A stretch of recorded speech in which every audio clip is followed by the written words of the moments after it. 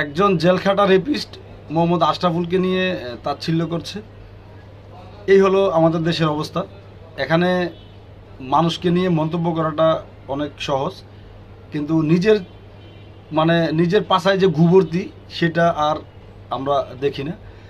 Mohammad Ashraful fixing করেছে এবং সে কিন্তু ক্ষমা চেয়েছে, অনেক লম্বা শাস্তি পেয়েছে। শাস্তিটা এমন যে তার আর আন্তর্জাতিক ক্রিকেটে ফেরা হয়নি এবং মানুষের যে একটা বাজে মন্তব্য, তিরস্কার, সেগুলো তো আছেই। মুসলিমের ক্ষেত্রে একটা বিষয় দাঁড়ায় যে মুমিন একই গর্তে দুইবার পতিত হয় না। এটা সহজ করে বললে যে একই ভুল মুমিন দুইবার করে না, আর যে সেই কাজটা করে সে মুমিন না। এখন মোহাম্মদ আশরাফুল কি কোচ হওয়ার পর আবার ফিক্সিং করবে, এটা সময় বলে দেবে। তবে সাধারণ একটা বিশ্বাস যে এই ধরনের ঘটনা যে সে ফেস করে এসেছে এবং শাস্তি পেয়েছে, সে এই কাজটা আর কখনোই করতে পারে না যদি সে সুস্থ থাকে। তো এটা হলো একটা সাধারণ বিশ্বাস। আরেকটা বিষয় যেটা অলরেডি একটা সময় পার হয়ে গেছে, অর্থাৎ আশরাফুল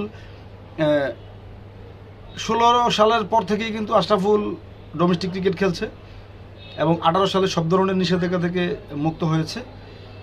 তো সেই আশরাফুল এরপরে যে বিপিএল সহ ডোমেস্টিক লিগগুলোতে খেলেছেন, সেখানে কিন্তু সে আর কোনো প্রশ্নবিদ্ধ কাজ করেননি, অর্থাৎ ফিক্সিং টাইপের যে ঘটনাগুলো। এতে করে ধরা যায় যে মোহাম্মদ আশরাফুল যে কোনো ভূমিকাতেই ক্রিকেটে আসুক, সেই কাজটা আর কখনো করবে না। এবার আসি তার ব্যাটিং যে সামর্থ্য, সৌন্দর্য, টেকনিক, এই ব্যাপারটা দিয়ে কিন্তু সবাই একমত যে মোহাম্মদ আশরাফুল অবশ্যই দেশের সেরা একজন ব্যাটার ছিলেন। সে রেগুলার পারফর্ম করতো না, অ্যাভারেজ কম, সেটা ভিন্ন বিষয়, কিন্তু তার যে ক্রিকেট মস্তিষ্ক, এটা নিয়ে কিন্তু তার সমালোচকরাও মানতে বাধ্য যে মোহাম্মদ আশরাফুল অবশ্যই দেশের অন্যতম সেরা প্রতিভাবান ব্যাটার।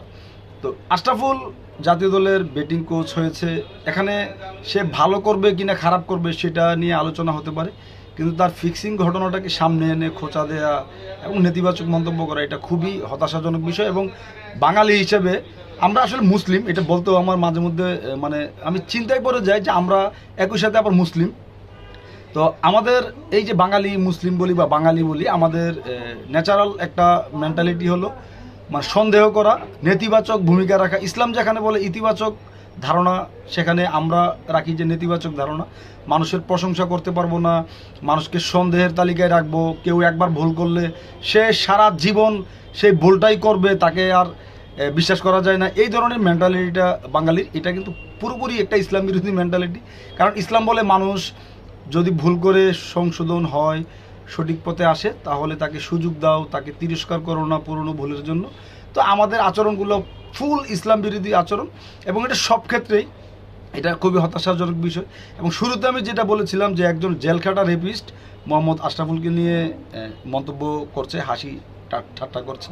তো এটা এমন, আসলে এটা নিয়ে খুবই হতাশা আমার লাগে যে আমি নিজেই যেখানে অপরাধী, খুব জঘন্য অপরাধী, সেখানে আমি আবার অন্যজনের অপরাধ নিয়ে, যেটা নিয়ে সে চরমভাবে খুবই বিনয়ের সাথে এবং কি যে বলে মিডিয়ার সামনে এসে অনুতপ্ত হয়েছে, ক্ষমা চেয়েছে এবং সে যেটার শাস্তি পেয়েছে, খুব ভালো শাস্তি পেয়েছে।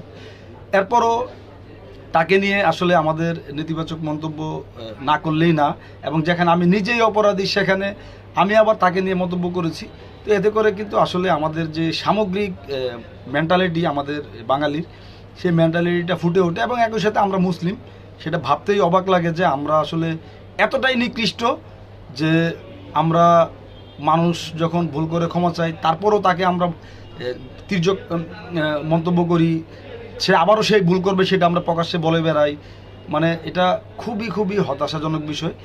সবশেষে যেটা বলবো, শুভকামনা মোহাম্মদ আশরাফুল। আশা করি আপনার ব্যাটিং যে সামর্থ্য ছিল, সৌন্দর্য, টেকনিক ছিল, সেটার সুফল ভোগ করবে বাংলাদেশ।